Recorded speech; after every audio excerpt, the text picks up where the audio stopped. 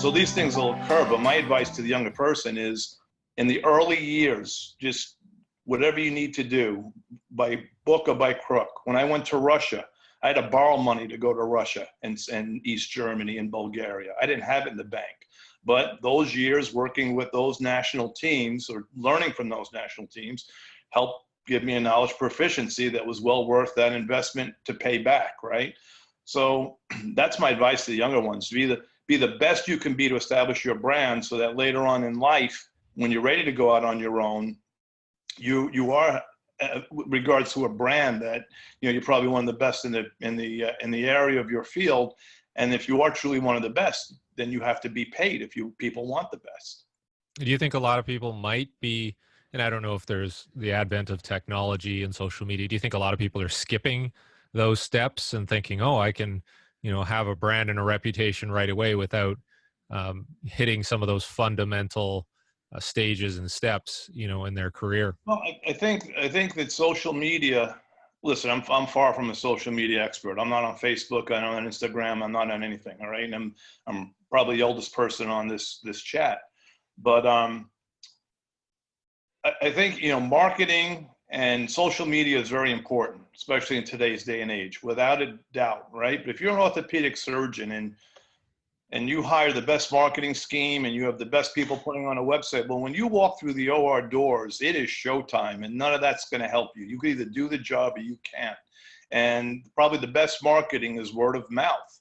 And someone's experience with you, regardless of the field you're in, to improve their abilities better than the people they've worked with prior is probably going to be the best marketing you can have, right? So yeah, I think there's a role for everything, the social media, the marketing, everything else, because that helps get your name on the map so people call you. But bottom line is you better be good at what you do if you want to have sustained, success in the profession you choose. And as we kind of have the conversation, for me, it was interesting because we made the decision, me and my wife early, that we didn't want to hop around. Okay. So one of the common things within these fields, depending on how you want to go about it, you want to go college or pro as a strength coach, you're not going to be living in the same place. And we had kids really early. We made a decision not to do that. And so that's one of the drivers here for me. Part of the reason I went private, and I've been with some teams and stuff, but it was so I could stay here and find the opportunity. So we had to go different. We had to go create those things. And I think this is something I would share when I hear Rob talking about it as well. Why do you want to go private? And that's a big, why do you want to have a business? Why do you want to go private? Making money, there's nothing wrong with that. It's not a bad driver. It's important for your family. It's important for you. But if it's the only driver and there's nothing behind it, I mean, that's the problems I've seen in the field. It's the problems I've seen with young coaches. It's the problems I've seen with franchisees. So kind of what's your why behind everything and what do you bring to it? Like Rob's saying, you got to bring that foundation somewhere along the line. What'd you go through? I mean, crap, personally, I can remember one of my moments of doing that was struggling to get out to a course at the Olympic Training Center. And man, we were broke. I was working, doing everything I can, working 3 different jobs. But I wanted to go there. It was a chance to learn. I got to spend, 2 weeks out there, had to go do it. Well, the only way I could afford to get out there was to take the bus, so couldn't fly. And because of the timing of the buses and the course, I was going to show up out in Colorado Springs at like 12 something at night. So you can't check into the dorms at the Olympic Training Center at that time. So basically, and I didn't have the money to stay anywhere.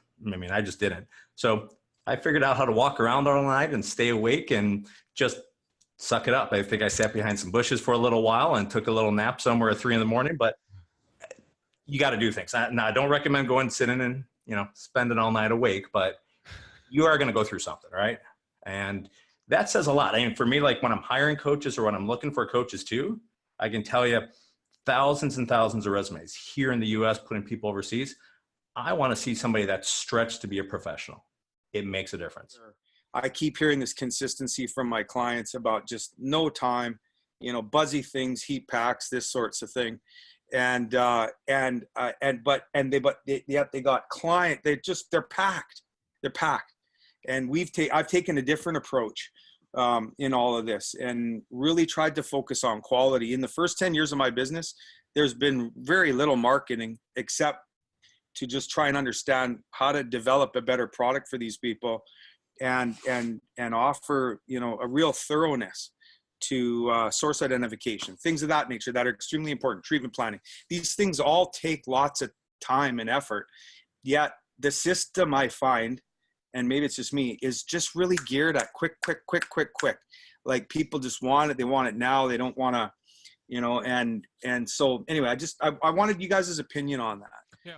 Yeah, no, I think a lot of kids today, because of things like Instagram, Facebook, Snapchat, all that, think that if they get a following there, it automatically means they know something or know what they're doing. And they're not willing to quite put in the time to build a resume of results. And like you alluded to earlier, a lot of them do think they should be able to come out of college and make however many hundreds of thousands of dollars a year, when the guys they're looking up to, they don't realize have been putting in the work day in and day out and been hands-on, not like hands-on with clients every day for however many years, instead of just writing a program and sending it off, or being in the office or being in the facility a couple times a week. So that is something I see. I do think the benefit to all that is, or to the younger generation, is they're also willing to ask why a little more often. And I think that helps the growth of the profession, especially in strength and conditioning. And like, I'm primarily Olympic weightlifting. So in those fields, and the pushing the boundaries of kind of why are we doing this, and forcing a reason instead of this is just the way it's always been done, I think has been one of the upsides to kind of the younger generation. You guys, as everybody here, probably can't open a social media feed without getting 20 new sales, click funnels and sales courses. And so it's good, right? But everybody has to be a better consumer, even us now. So yeah, it's out there. And this is a school problem. This is a college problem. And I have some good friends at universities and who are teaching and professors. But this is a huge major now. Kinesiology is like one of the top majors. And they're not teaching them how to be ready for a job. I mean, if a kid comes to me and they've got a master's degree where they've never coached anything, and they went through undergrad and grad and you got a lot of knowledge, but you've never worked with a human, that college did them a massive disservice. So I'm sorry, you're ready for a internship. That's what you can do for me and for my clients. You're not ready to help those clients. So I think there's a big lack of education on all these sides still. And I think it's very rare that someone's going to have a successful business just treating pro athletes. Or you have a bunch of coaches that are going to send you their players, high school coaches, whatever it is, close over your relationship. And so, so there is that entity of it, that there's personal relationships. But a doctor's not going to send you his patient unless he knows you're going to do a good job, or she knows you're going to do a good job, right? And so that's why I go back to, you better become good at what you want to be. And then if Ken wants to keep you, or I want to keep you, or Dean wants to keep you, we have to pay you or do something to keep you. And so then get your master's and your MBA, or learn from Ken by working with him about the business. I'm not big about a lot of business in the undergraduate studying. I'm more be prepared for your profession. And but do you agree that like you could be like a really good practitioner, but maybe you're awkward around the patients, maybe you're not good with your time, maybe, but how's a business course going to change that? Right? So essentially you have to have a mentor to works with you, like Dean's working with Tom, to teach them time management. This is how you do this. This is how you do that. But that's as part of the clinic-based training. Dean's not teaching Tom about business right now. He's teaching him time management and how to be a better therapist. To have sustainable success, and that's a key word there, right? Sustainable, because in all of these, people can come and go. More so in the performance side, because the bar is so low. Hey, I look good. I'm a former athlete. I can train you. It's all good, right? The bar is so low as a business. I'm doing it in a park. There's gyms I can walk into everywhere and start training. So the bar is low. So the business can be hard. There's a lot of little things that make sustainable success tough. But I think Rob hits on a point, and like as Rob and Dean are talking about it, look, I would 100% agree. If you want to do this forget just even privately. If you want to have a good career, you need to be good at what you do. I don't care what setting you're in. You have to develop your skills and get good. So when I think about continuing ed and that college setting, I would like to see students advised, hear this stuff, hear other things, but their college people tell, look, you got to do an internship. You got to start getting hands. Again, it's about building your skills. Now, I would not expect them to get a business education in undergrad, and probably maybe not even in a master's specialty course, maybe some, maybe not, whatever. But it needs to be a discussion if you're going that way. So you got to have skills first, right? And then there's a pathway. How do I learn? And the mistake that shouldn't happen is people go out and try to start a business just on their skills. That's the problem, right? Because, hey, I'm great at this. I'm going to go do it. Build it and they will come. And trust me, I mean, Velocity now, we bought this company 2 years ago because we know how to do it successfully, but we've been shutting them down, the ones that were still around. Velocity built up something that wasn't even working yet, but hey, build it and they will come. So, and the other thing that CrossFit has done well, to an extent, or at least the very successful CrossFit business owners, and you see this a lot in sports performance business owners as well, is they don't get latched on to the athlete or the client from a personal perspective. So they understand it's a very fluid market where sometimes the people will be there for 6 months, a year, 2 years, and then they're gone. And if you get attached to every single athlete, then when they leave, it's too much emotional investment in that degree. Whereas from a business standpoint, if you're always going, okay, we got one. Okay, we got to hold on to this one. Oh, they left. Okay, they're a bad person. And they make it too personal instead of going, okay, they found another business they want to try out. And generally, if your service is good enough, those people will come back around. So to Rob's point of, you got to be, if you want the respect of being good, you have to be good. I think that's something that the CrossFit model has driven, especially because they will let anyone open a franchise. So if you pay I think it's $3,000 a year to open a CrossFit gym, you have your CrossFit certification.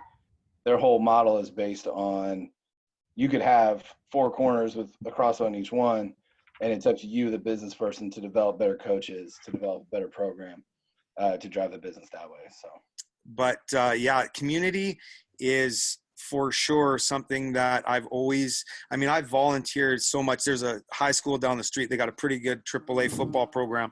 And we went in there and I talked to the coaches and said, guys, look, let's have a one point of contact for you guys, and just made sense of these guys, made it easy for these guys to have, run it like a semi-pro organization, right? Where we would just take care of their athletes for them.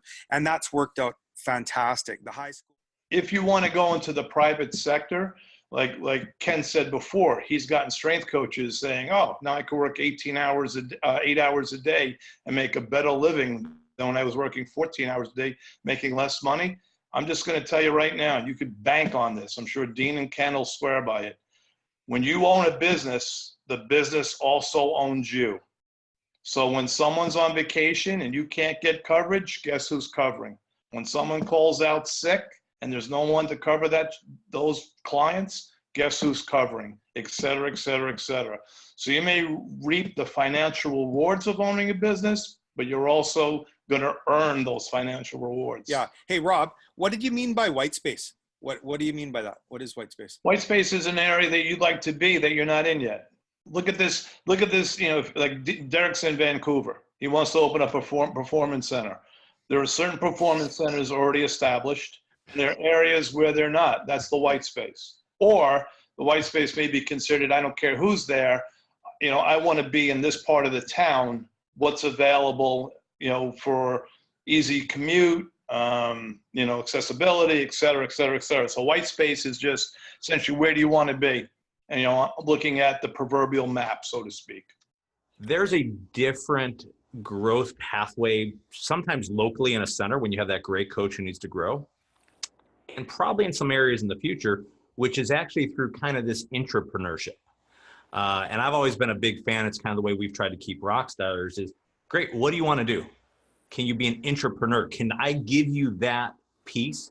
Can I break it off and make it a joint venture? Can I give you a revenue share? Can I empower you? If I have a coach, I can think of one who loved adventure racing, outdoor type stuff, and he wanted to run with that. Great. It's not where we've been focused. It's not where I'm going to shift our marketing efforts, but if we can do something with you and you can run with that, I'm going to support it. And if I can do that in a way that makes you more money and it still supports this business and aligns culturally, I think that's a win. And I think there's opportunities growing. Like Brian said, right? He's running a consulting business, something he's doing with his wife. He's got this other job. That's pretty common today on a lot of cases, both private, public sector. I mean, you know, how many strength coaches at universities or even pro teams have their side company? How do you keep your brand aligned? And this is the interesting questions we are spending time thinking about. How do I make it okay for my employee to promote their selves as a brand on social media, but keep within the bounds of what we want to do? We can say don't do it at all, and we found that to be unrealistic. So what's the balance? And you know, same thing as everybody's on a call, like a webinar like this. What are you thinking about in your brand? How do we balance it? So as a company, we look for opportunities to do intrapreneurship, but it's a really interesting topic, how you manage it, how you keep it professional, how you balance those things. And when does it get out of whack? We've had it go out of whack. We've had an employee who suddenly is posting those things, and not the, you know, they stepped over a line sharing confidential information, but more the impression, right? Suddenly they're building their brand off maybe our back and things they're not maybe. This is going to be a bigger and bigger conversation in the business and private public side. My approach to business and what we encourage for our coaches is treat it like coaching. You're coaching your employees, you're coaching your staff, you're coaching still. There's a lot of things that line up, and it just is easy for people to get that perspective. So communicate with your staff. When we start somebody out, we talk about what's okay on social media and what's not. And we talk about it's a conversation. There's going to be things we haven't covered that we'll figure out as we go. But I think all these things from like day one, it's about expectations. We lay out, here's a pathway. Here's what we expect. Here's the trade-off in money you're going to make versus education. Here's what we want from you. Here's what we're willing to do for you to support your growth. And here's how we can align together. So I think the biggest thing on either side, whether you're employing or the employee, have the conversations. And what might surprise a lot of people that are the employees is, I would say a majority of good employers would rather have that question. They would rather you come forward and ask the hard things instead of not saying it or maybe having side conversations with, just talk about it. Now, there's cases where you could be at a job where it's not true, but you know what? The majority of employers and owners I know, they would much rather have that employee that asks the hard questions early so you can have a conversation. It solves a lot of stuff. So in our role, it's our job. We talk about with our people is, look, you have those conversations, encourage them and do them early, even in the interview stage. I mean, in all honesty, it starts then. So I think that's key.